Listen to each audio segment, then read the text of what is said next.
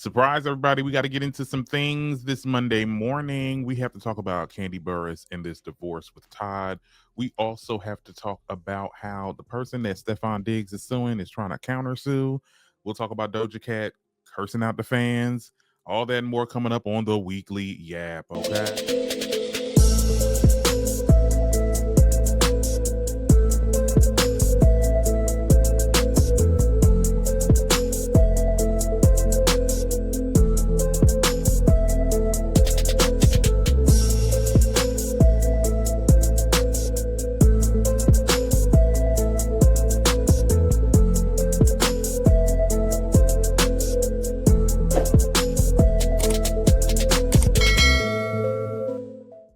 Hey, what's going on, guys? Look, I know this is a Monday morning.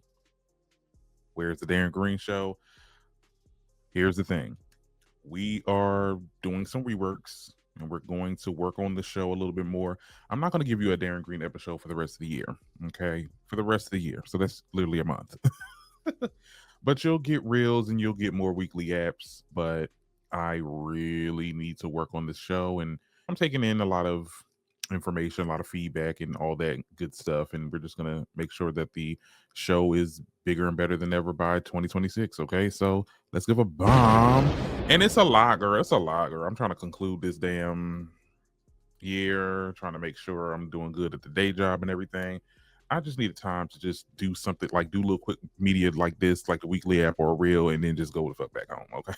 And not go home like I'm going somewhere doing this. But anyway, let's get into some of these topics, girl. Let's start off with your girl Doja Cat. Yeah, Doja Cat, girl. They was talking about you, honey. Well, Doja Cat's latest world tour has only been like a few days in. Like she's did a couple shows now. I think she recently did one, I think on last Saturday. But she is already firing back at the fans who are unhappy with her creative choices. Now, the rapper kicked off her My V World Tour in New Zealand, where some fans quickly took to social media to complain about the show's structure, visuals, and lack of outfit changes. Several compared the production to the Scarlet Tour and urged her to adjust the performances. Now, Doja Cat made it clear that she had no interest in doing so at all. When a user said that the show looked like a Scarlet with new clothes, she replied, I will not and I do not need you. Another fan questioned why a tour was called My Life Lack of a Storyline and Multiple Looks. Doja answered, I make music for people who enjoy music. I'm not a Broadway act. Okay. She continued by defending her choices throughout the night while reminding fans that she performs for those who want to hear her music. I think that there's some truthness to that. I mean, people are going to always nitpick and say that you're not doing this right or you need to be doing that. And I think the problem is, and I'm not trying to call out no specific fan base, but when you go to a show from a specific fave and you get that experience, you do tend to expect that experience from other artists. You catch my drift? So I think that's what's happening here. I mean, she's not doing any costume changes. I mean, I don't really care. I mean, and like I said, it's her music. Who cares about? My opinion is she makes music for people that love it, and people are showing up to her shows. Like it's not nothing that's slowing up for her. Her responding is a little problematic, but people, for the most part, the general, not I wouldn't say the general public, but her fans, her niche, she's serving her niche. I like, because for example, because I've been to two concerts. I've been to Nicki's show and I've been to Beyonce's show. They both do well. Okay. But if they were to never do any costume changes or any outfit changes throughout the show, I don't think I would care, as long as you're doing the things, like you're doing the performance. Like it's here, it's now. You get what I'm saying?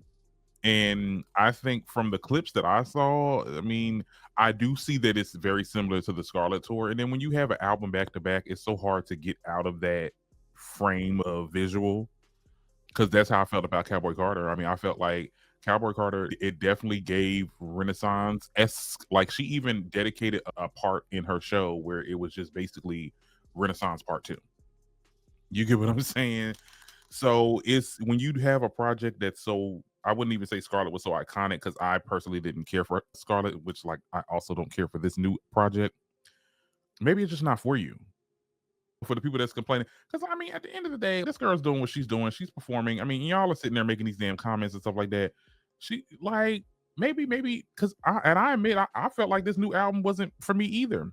You know, I felt like the album, it was a little lackluster, and I felt like she played into the 80s a little bit too, but not a little bit too much, not enough, and not transforming the music and making it into her own. But that's just my whole thing. That I'm not gonna sit there and look at the tour. It's like y'all are looking for every reason to fault her on the music and stuff like that. If you already don't like it, I'm not gonna look into any of the clips of her show and be like, oh my god, you're not doing this, you're not doing that. There's no costume changes and stuff like that. And really the fans don't give a fuck because they said they gave, she took, I think her show she did on Saturday, she had a little thing, someone had a sign that said fuck costume changes, and she took it and was like, yeah.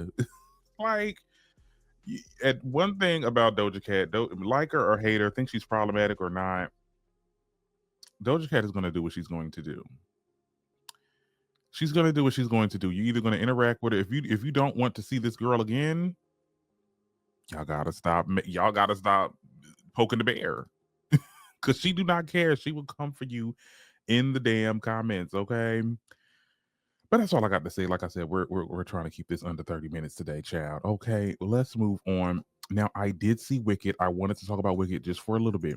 I did post a reel on my YouTube page talking about it a little bit more in depth than what I'm going to do here. But what I said, just to give you a little blurb, what I said was that it was okay. I thought it was very much okay. I definitely don't think that it was the worst thing ever. Like this was like a letdown, because when you look into the things, and if you are like a Wicked like fan, because let me tell you something. I listened to this. First of all, before I could even afford to go to the concerts, because not the concerts, the plays. The plays like 100 something. Okay, I watched the play through the music, and when I saw the play, I did not like Act Two. Act Two seemed very, very, very all over the place, and I really couldn't see what was going on. I can see characters, but I can't see what's going on in this play. That's how bad Act Two was for me. Sorry if I'm coming for some of the diehard Wicked fans. So to see this, to see how this conclusion looked, I enjoyed it. Was it the best thing since sliced bread? No. I had a good time. Wasn't a great time, but it was a good time. And I think also it's just like I said, it didn't have a lot of memorable songs. Like a lot of the songs on there were not memorable, except for No Good Deed, which Cynthia Erivo, girl, she knows how to goddamn sing. Well, tell me what y'all think about it. Leave a comment, definitely. Now we have to move on. We got to talk about Stefon Diggs and this situation with the Christopher Blake Griffin. Okay, now apparently he's suing back. Okay, let's get into it. This is according to TMZ Sports. The influencer is denying every claim made by Diggs' originally defamation lawsuit filed in October. Instead, Griffin says that Stefon is lying and the one who crossed the line during an incident at Diggs' Maryland home back in 2023. Now, Griffin says that the two spent the night club hopping in Washington, D.C., and at one point, Diggs kept offering him candy.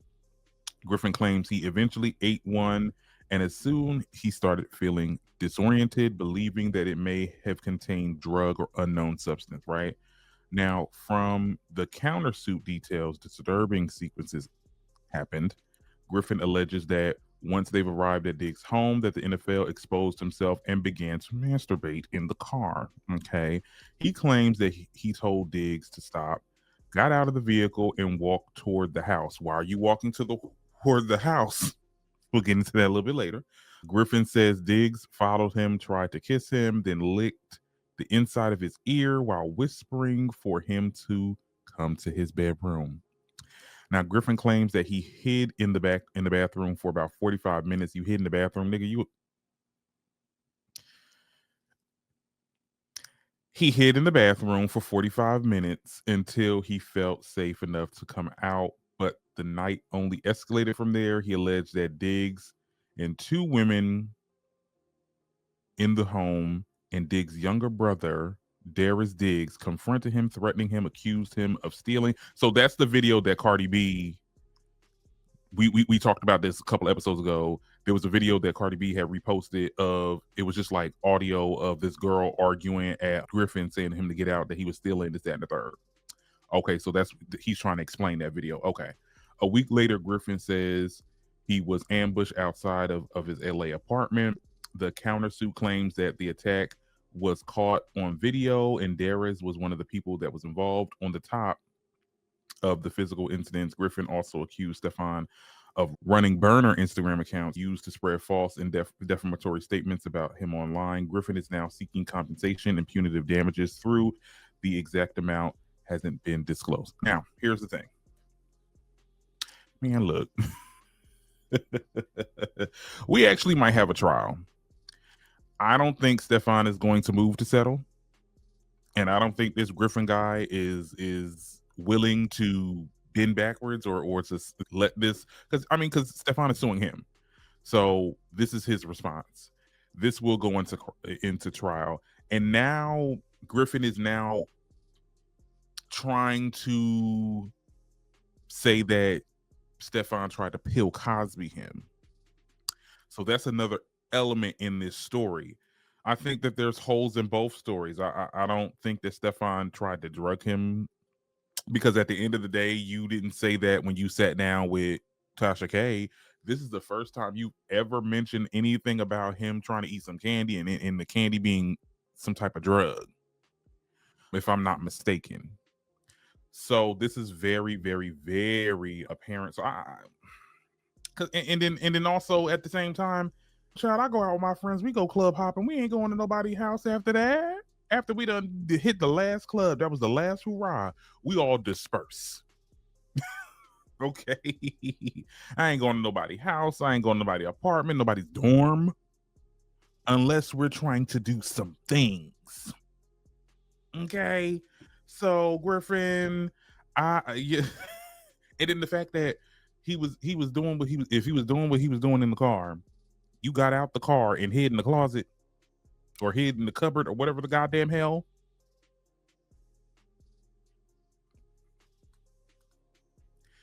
Let me tell you something. You mean to tell me when his meat got out, you did not vacate the premises? Any actual straight man, air quotes, air quotes, air quotes, air quotes, or man that is not interested, would have walked the fuck out, would have left, called that Uber. You know what? You got it. You went in the house. So no, I think that there was something going on. I definitely feel like there was something going on. Like, I definitely feel like there was something going on. I feel like Blake was into it. And I think that he didn't like that maybe I'm your dirty little secret or whatever. And he's with Cardi now and they're cool. They just having a child and all that. So you wanted to fuck shit up because you that's just my personal opinion. This is alleged. This is alleged. This is what I think. That doesn't make it the truth. Because I ain't because I ain't getting sued. I ain't getting sued, girl. I'm just saying what I'm feeling from what is happening here. So we will see how this plays out in court. And I will definitely be there to give you guys an update. But that's just my thoughts. It's not the facts, it's the thoughts. All right, let's move on. Y'all go ahead and tell me what y'all think about that in the comments. Now, we have to talk about Kandi Burruss and Todd are set to divorce. Well, Kandi Burruss, she files for divorce. They're ending their marriage after more than a decade together. The Real Housewives of Atlanta alum confirmed that she has decided to file for divorce from her husband of 11 years. In an exclusive statement shared on November 21st, 25, she said in quotes, "After deep thought and a lot of prayer, I've made the decision to move forward with the divorce.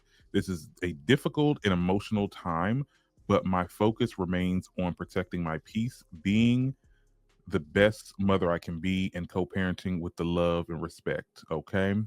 She also says, I'm stepping into a new chapter, pouring into my work, my family, and my growth, in my own growth. I'm grateful to everyone who supported us throughout the years, and I ask for privacy, grace, and understanding as we navigate this transition with our family. Yeah. No, I mean, Kandi was with Todd. I mean, they met in 2011 while she was filming the 4th season of Real Housewives of Atlanta. Damn, the 4th season. Okay. Where Todd was working behind the scenes as a producer. They were engaged in 2013 and they married in 2014. The pair shared their children together. They have Ace and Blaze. They had the trials and tribulations with the whole surrogacy thing, and that was a I mean, I'm just shocked. I'm very, very shocked. I mean, 11 years. Now, sometimes some people in the industry, right? They'd be like, look, we've been together this long. We got too much finances meshed together. It is too late to we just gonna have to figure out how we gonna figure it out together. You get what I'm saying? But I think a lot of people, like I was talking to my best friend about this, a lot of people are saying that, oh, well, she let other parties come into the fold. They were having Three's Companies too. I don't think that's the case. I don't think the reason why they got divorced is I don't think it has anything to do with infidelity. If it does, I'll be wrong, but I don't think it has anything to do with infidelity. They both were swingers. That was what they agreed upon. They got dungeons. They are very sexually happy, and they know how to look. We'll be single together. You get what I'm saying? I don't think it had anything to do with that. I think that it had a lot to do with her being that damn cash cow. I'm sorry. Mama Joyce was right all along, child. She was right all along. I think it has to do with that. I think she is not on Housewives of Atlanta anymore. A lot of these restaurants that they opened up are closing down. His cash cow is no longer his cash cow. And that's the issue. It made no sense that he was getting. It just made no sense that he was doing all these brands and different things and different business ventures. He was milking that girl like a cow. And there are plenty of marriages that swang. Okay, they swingers. I mean, look at the Smiths. I know we look at them as toxic people, a toxic couple, but the Smiths are still together, child, and they had Three's Company, 3, 4, 5's companies too. So no, he was fucking with her money, and I think she had to pull the plug. Okay, I definitely think that. The fact that she even back, because I was talking to my best friend about this. Remember when Kandi said that if she was to die, her money is going to Riley, all of it. Not and Todd felt away about that. Like even when you look back at the wedding, and he was so pissy about signing a prenup. You know, we really look past that. I feel like Kandi also kind of looked past that a little bit. Like looking back, I'm like, why don't you want to sign it? It's a good thing that he signed that because Kandi, girl, it would have been, why did I get married to Janet Jackson? I know Mama Joyce is singing like a canary. I know she's saying, I know she's probably keeping it cute because, you know, her daughter is going through a divorce. But in the back of her mind, she's, I told you, baby. We wanted to prove her wrong. I know Kandi probably wanted to prove her wrong. We just thought that he was he was after that money. I mean, when it was getting to the end of her days on Real Housewives of Atlanta, you just picked up on that shit. Like he definitely gave grimy. Then there was this post. Hold on, do I have the post of him talking about my next schemes? Yeah, right here. Talk about my next scheme is genius. Stay tuned. They got the Mama Joyce meme over here. Just like that girl. Remember that girl that Kenya was walking up on? She was the one to say, and we all clowned her, Kandi included. She said Todd navigates to get into the right positions. He moves around to put himself in a better position. Call him an opportunist. We laughed at her for saying that shit. And look what happened. That is crazy. So no, I don't think it had anything to do with infidelity. I mean, if it did, I mean, no, I'm both was sleeping around. They both, and I don't like that stigma because there are marriages that do swing and they are in love with each other, child. That love run deep. Okay. And at the end of the day, that's just somebody else. That's just a piece of meat. When we come back together, we doing it. Okay. So, and then also, y'all saw this comment right here by Marlo. Marlo, you Cheshire cat looking face. Shut your ass up. Don't her sitting that little fire emoji shit in the comments. I'm like, girl, what you want, Todd? You want Todd. Marlo get on my nerves, girl. Every time.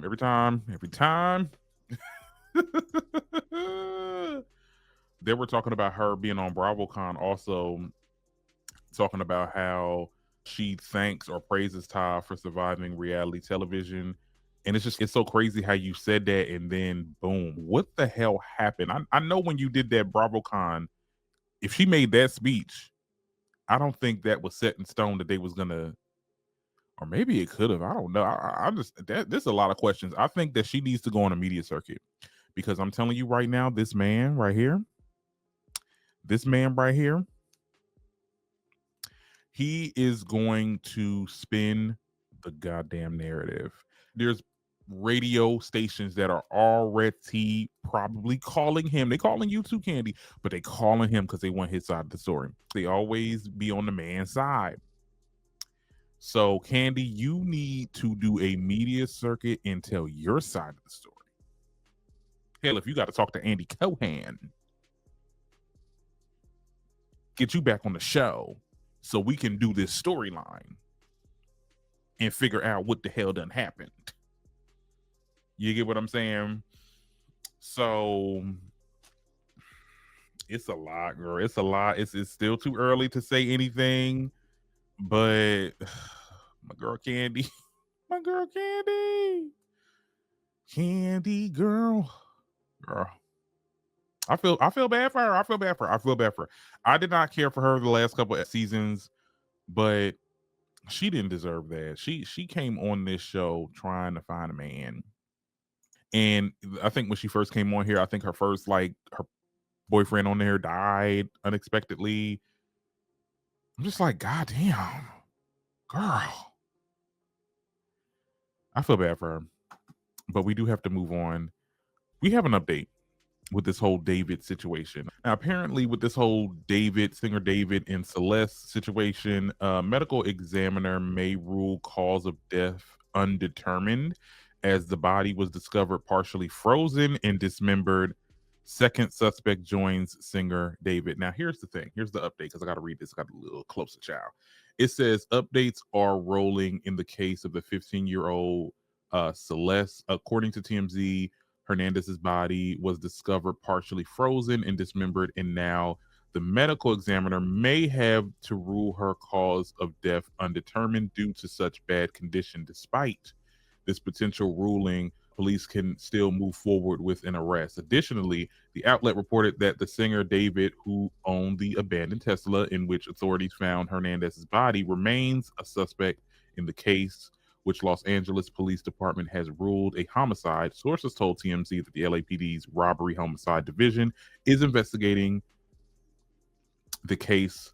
Reportedly, there is a second suspect who remains unnamed but could be involved before, during, or after the teen's death. The person allegedly helped dismember Hernandez's body. She was found in David's Tesla trunk.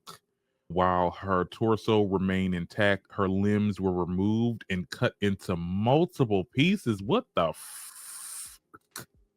Okay. All of her body parts were partially frozen, apparently sitting in the freezer for some time before being placed in the Tesla trunk. As we previously shared, Hernandez's body is left in the Tesla in Hollywood Hills Street. So some days before the car was ultimately impounded at Hollywood Tow, the car sat for a couple days before workers discovered the smell and called the police. So that was another suspect that's unnamed that apparently helped in dismembering this poor girl's body. They all did it. Hell, they all did it. The unnamed person, this motherfucker right here.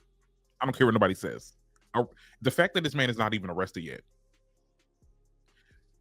This girl was in your car. You dated her when she was underage. Red flag number one.